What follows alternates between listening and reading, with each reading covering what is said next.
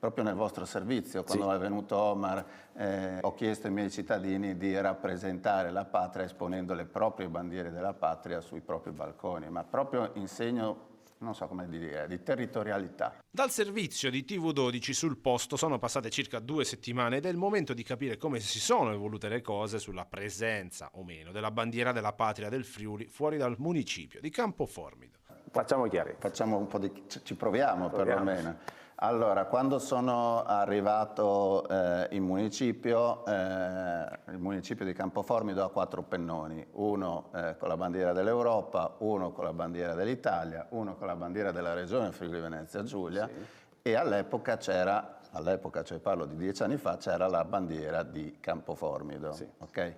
Poi la passata amministrazione è arrivata e adducendo una serie di scuse ha tolto la bandiera di Campoformido. Quando sono arrivato ho chiesto dove fosse finita la bandiera di Campoformido e ho fatto mettere la bandiera di Campoformido, perché da un punto di vista cerimoniale mi sembra giusto che vengano rispettate le 4 bandiere che rappresentano l'Europa, l'Italia, la regione e il comune. Non contento il consigliere di minoranza, dopo la mia risposta, ha fatto una mozione per chiedere se potevamo mettere un pennone defilato dal municipio, quindi non aggiungere un quinto pennone, ma mettere un pennone in parte al municipio con la bandiera della patria.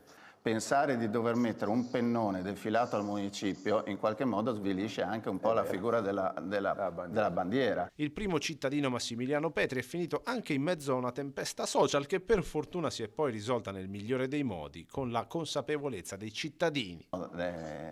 Nonostante quello che mi hanno scritto su Facebook, perché la cosa poi è finita anche sui vari gruppi e sono passato per l'antifriulanista. Aggiungo in questo, fortunatamente i concittadini hanno capito che la strumentalizzazione, hanno capito che i problemi di Campoformido sono un po' superiori